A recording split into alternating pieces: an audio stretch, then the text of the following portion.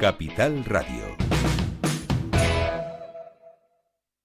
El remate, con Miguel Ángel González Suárez.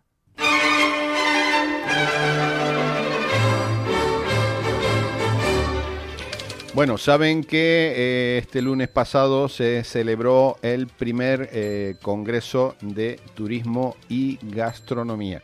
Y allí tuve la oportunidad de conocer y de escuchar a Jordi Tresserras, que es consultor de UNESCO en Patrimonio y Turismo Sostenible y miembro de la Comisión Experta de Cultura de la Organización de Estados Iberoamericanos, que está en Barcelona. Ya está en Barcelona porque él vive en Barcelona. Jordi, buenos días. Hola, muy buenos días. ¿Cómo estás? Bueno, el lunes pasado, el domingo por la noche teníamos una cena en un sitio mágico. Yo no lo conocía, un sitio mágico con 2 estrellas Michelin. Una estrella del lugar y otra estrella del cocinero, en el Corral de la Morería. Una experiencia única, diría yo. Ya, cuéntanos un poquito. Y una combinación, realmente cuando nos lo presentaron, con una cocina tradicional vasca, pero con una mirada como el Corral de la Morería. La familia, la propietaria es cordobesa, aunque radicada en Madrid de hace mucho tiempo, ¿no? Pues nos comentó esa apuesta, ¿no? De una cocina vasca con una mirada tradicional pero creativa, y sobre todo, pues un maridaje con unos vinos. Es una de las principales bodegas de vino, como restaurante, ¿no? De una de las principales bodegas de vino de Madrid, y que la sugerencia que nos hacía era un maridaje con vinos de Jerez, ¿no? Y bueno, fue extraordinario ver realmente pues que esa combinación, ¿no? de estos platos. Yo me acuerdo de la lubina con la salsa de Gilda, ¿no? Y maridada con uno de los vinos de Jerez, extraordinarios. Nos sacaron algunos pues con solera, pero solera centenaria, ¿no? Y fue una experiencia única. Hay que decir que el restaurante solo tiene 8 plazas, nada más. Sí.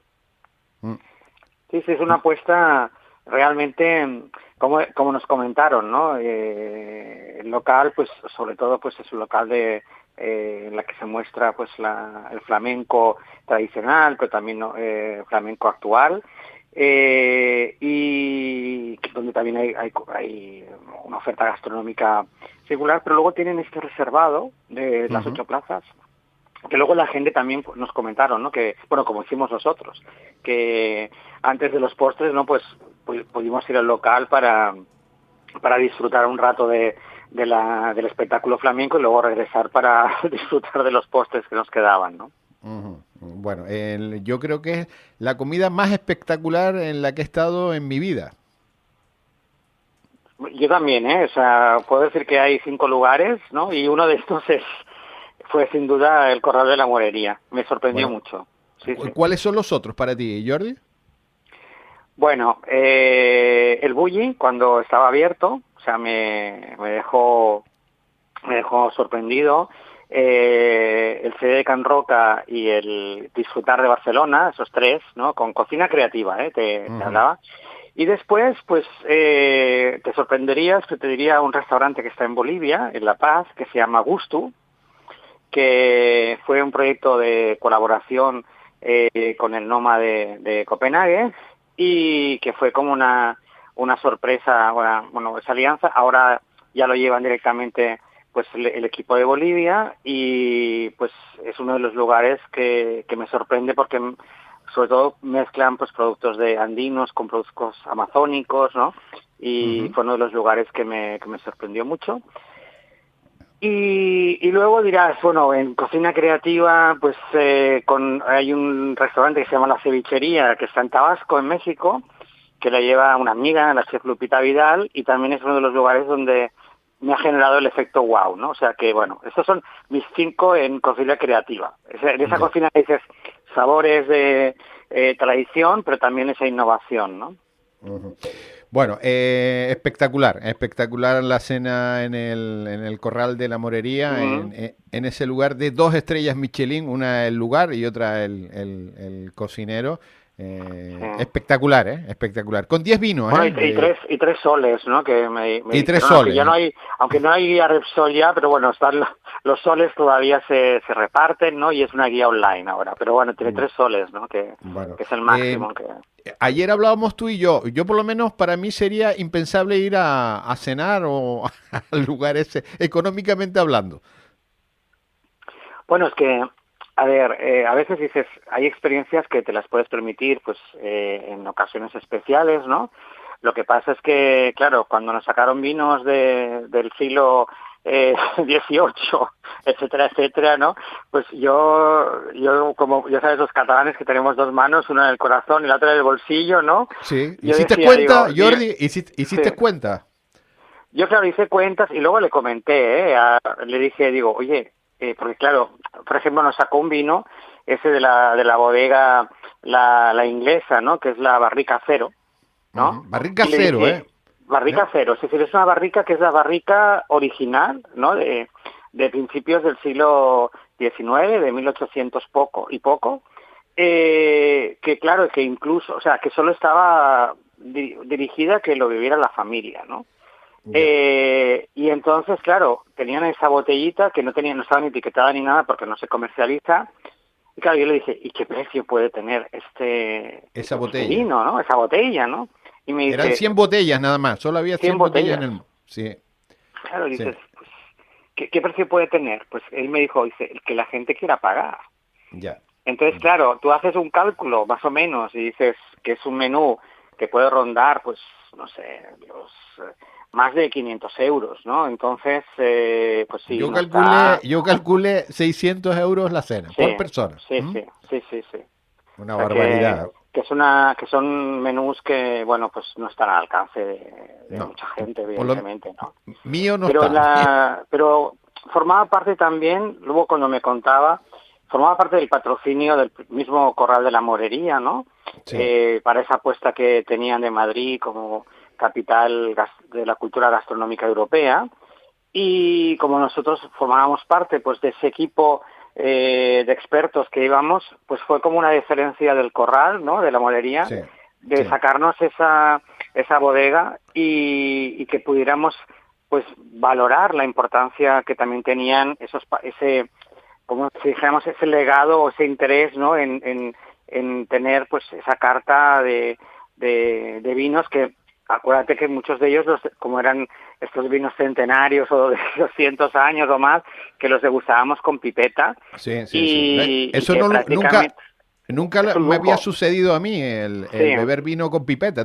¿Te había sucedido, Yo lo Jordi? había, y a mí me ha pasado porque, bueno, pues al trabajar con los temas más patrimoniales, pues claro, te dan a veces pues visitas espacios y sacan me ha pasado con vinos rancios, por ejemplo, ¿no? Que son en el sur de Cataluña, sobre todo, pues tienen una importancia crucial y me los sirvieron también con pipeta, ¿no? Que yo decía, bueno, y claro, realmente es que son vinos que los degustas y son casi como, no sé, te recuerdan a los brandis, ¿no? A los coñacs, Sí. o sea, tienen ese punto, ¿no? También me ha pasado yo tengo una rama familiar que está en Alicante, ¿no? Y en Alicante tienen los vinos el fondillón, ¿no? Y también hay fondillones así de bota antigua. Y claro, bueno, pues tienen ese punto y también te los ofrecen así con pipeta para que no Ya. te excedas, ¿no? Bueno. Jordi, tenías una ponencia fantástica que tuve la oportunidad de disfrutarla en el primer Congreso de Turismo y Gastronomía, primer Congreso Europeo. Cuéntanos de qué hablaste. Bueno, a mí me pidieron hablar sobre todo cómo desde las organizaciones multilaterales, sobre todo desde Naciones Unidas, como desde UNESCO, como desde la FAO, como desde incluso ONU Turismo, ¿no? Se protegía el patrimonio y se le daba pues ese valor que podía tener el patrimonio gastronómico, ¿no?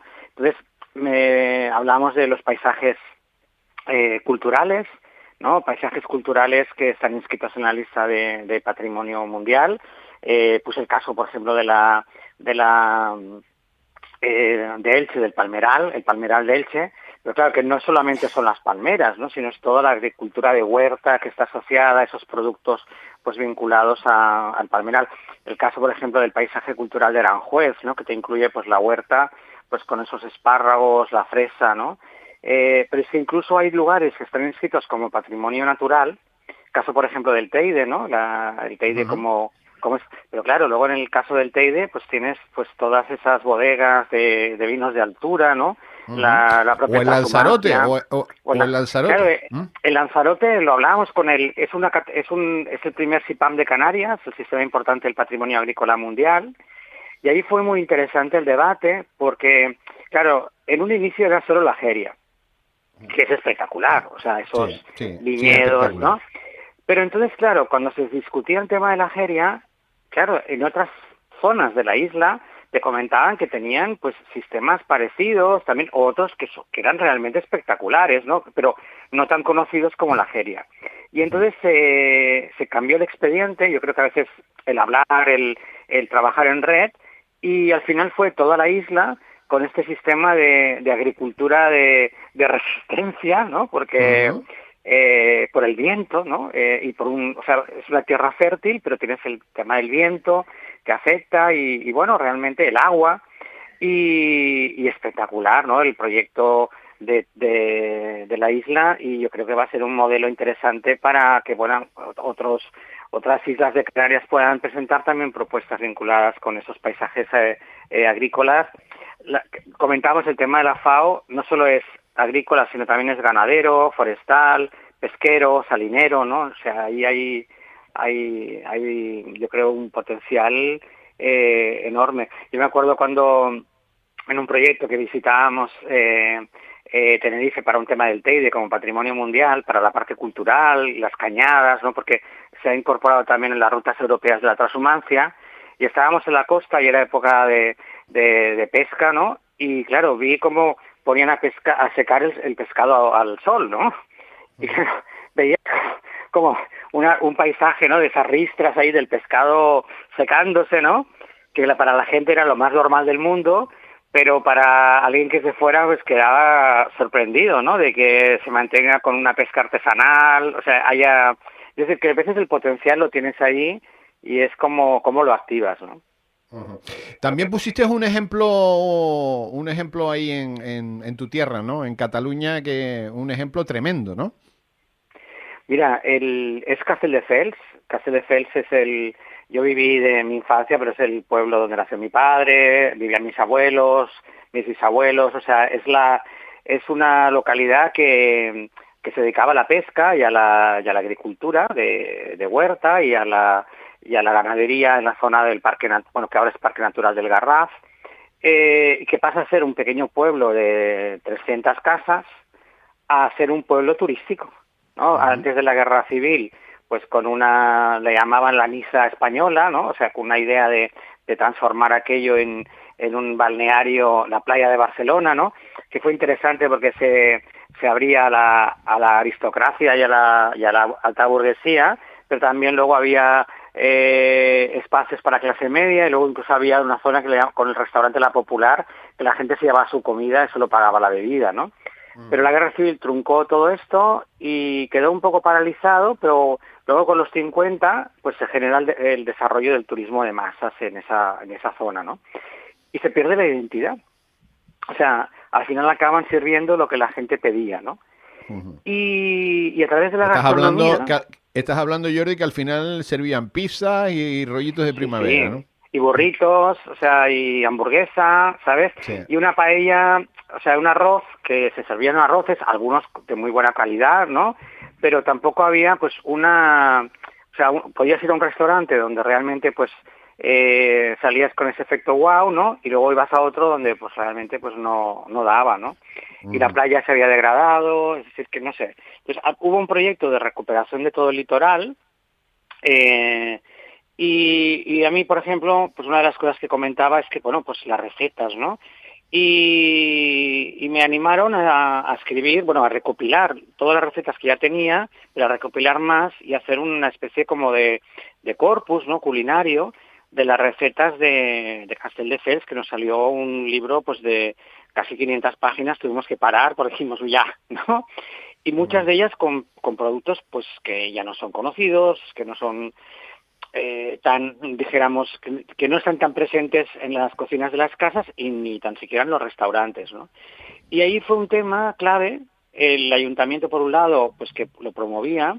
En Castelldefels se da un tema que el alcalde pues es del Partido Popular, uno de los 3 únicos que hay en Cataluña, y lo que se trabajó, como se trabajaba esa línea de gastronomía, pues se buscó un consenso entre todos los grupos políticos, ¿no?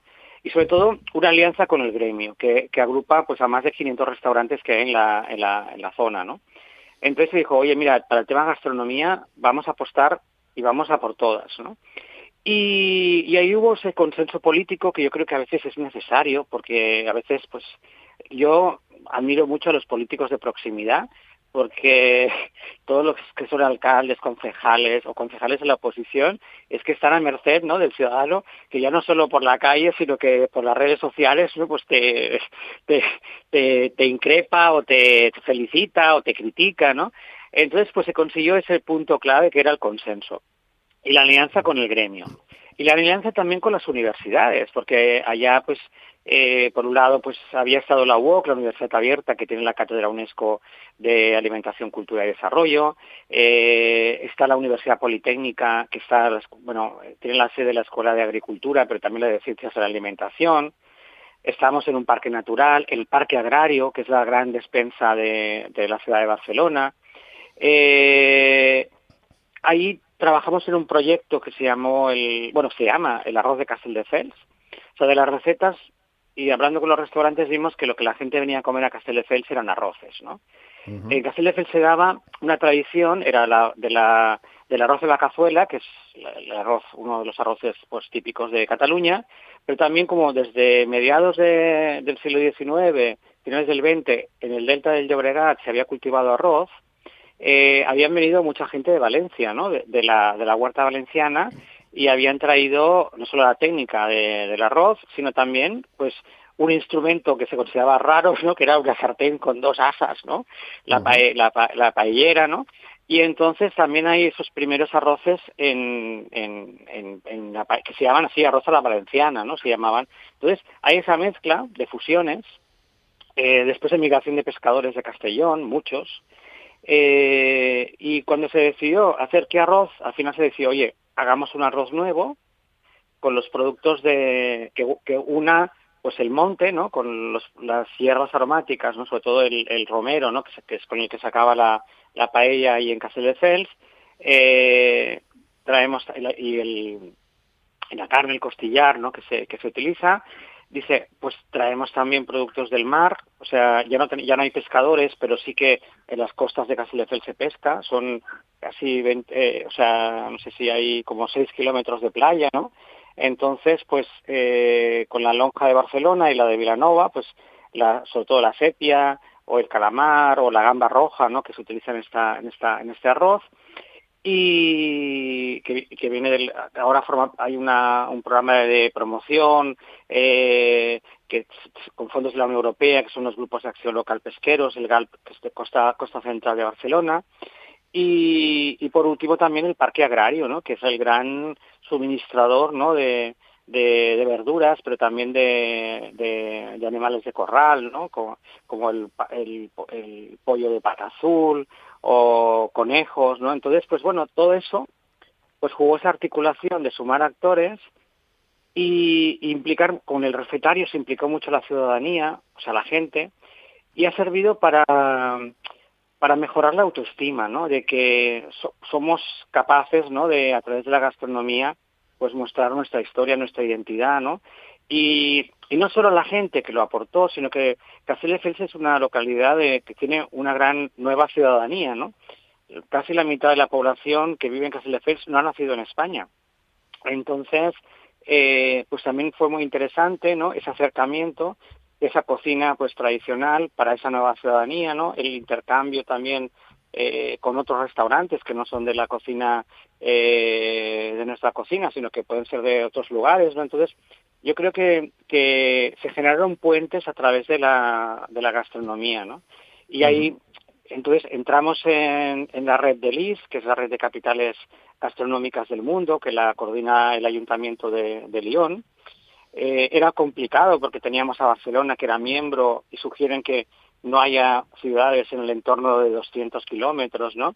Y ahí Barcelona pues nos echó un cable, dijeron, mira, más que competencia, somos complementariedad, hay una relación muy potente y podemos sumar, con lo cual, pues claro, te sumas a un club con Madrid, Barcelona, que eran los que formaban parte, y luego también pues nos animamos a presentarnos como para el 2027, que como ciudad creativa de la UNESCO también por la gastronomía, ¿no? Y creo que todas estas cosas pues ayudan sobre todo pues a tener unas metas, ¿no? Y se ha trabajado en red. Esa experiencia del arroz de Castelldefels, por ejemplo, la llevamos a Fitur en un stand, que también, como son estas cosas, ¿no? Fitur nos dice, pues tenéis la opción de ir a Fitur.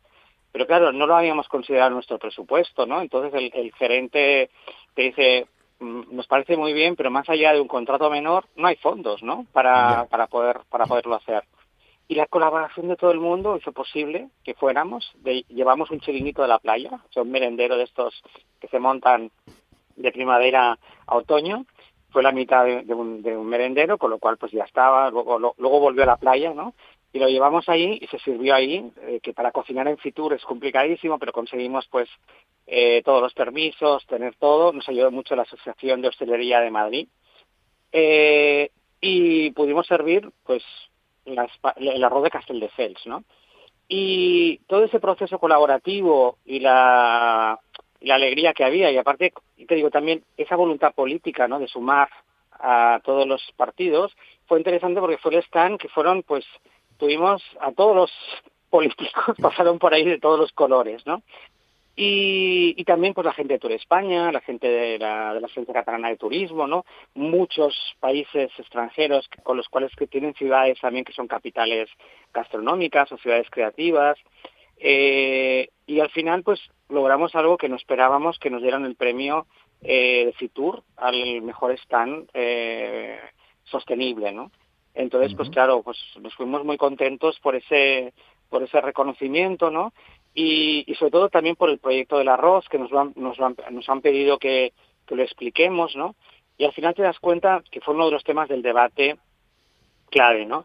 Cuando hablábamos de qué es la cocina española, ¿no? O qué es la cocina catalana, o qué es la cocina canaria, ¿no? Es que, claro, al final te das cuenta que nos falta activar el relato, ¿no? Explicar más el relato, y luego darlo a conocer no solo a la ciudadanía o a la nueva ciudadanía, sino también a los turistas, ¿no? Ya. Que llegan ahí y no saben, ¿no? Entonces yo creo que ahí vimos que tenemos unos retos importantes, ¿no? Pero que la gastronomía pues es un punto clave. Y luego la gente se va como embajador de esa gastronomía. Yo mismo me acuerdo en el caso, pues por ejemplo, de Tenerife, ¿no? Cuando ves la diversidad de papas que hay, ¿no? Que sí. parece, yo creo que después de Perú es...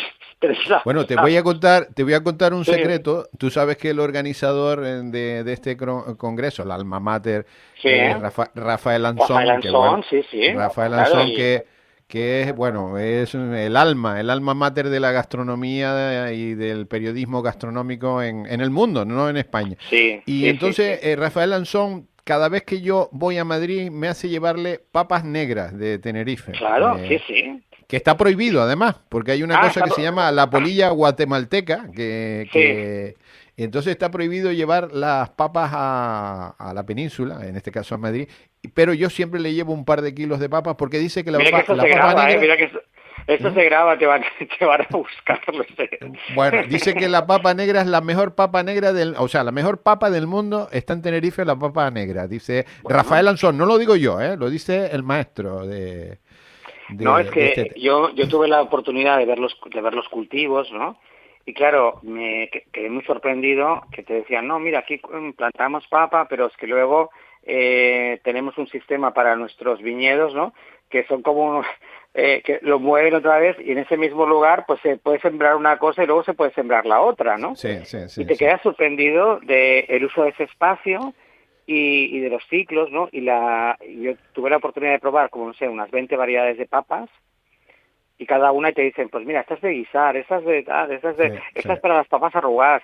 Entonces, claro, descubres un mundo, ¿no? Y cuando te lo explican, ves los lugares donde se cultiva, cómo lo trabajan, es que es un relato que al final creas una experiencia que te puedes pasar varios días solo con Jordi, papas, se nos acabó el tiempo, pero nos quedamos con esa síntesis que es relato, nos falta relato. Nos falta trabajar, porque el relato lo tenemos. Sí, O sea, nos falta trabajar el relato, ¿de acuerdo? Y activarlo. Sí. Bueno, y pues, sumar, y sobre todo generar sinergia, sumar. Jordi, te llamaré otro día para hablar del relato. Jordi, asesor de la UNESCO, un abrazo a Barcelona. Será un placer, un abrazo fuerte y gracias por compartir esos momentos. Bueno, gracias por conocerte. Un abrazo. El remate, con Miguel Ángel González Suárez. Capital Radio.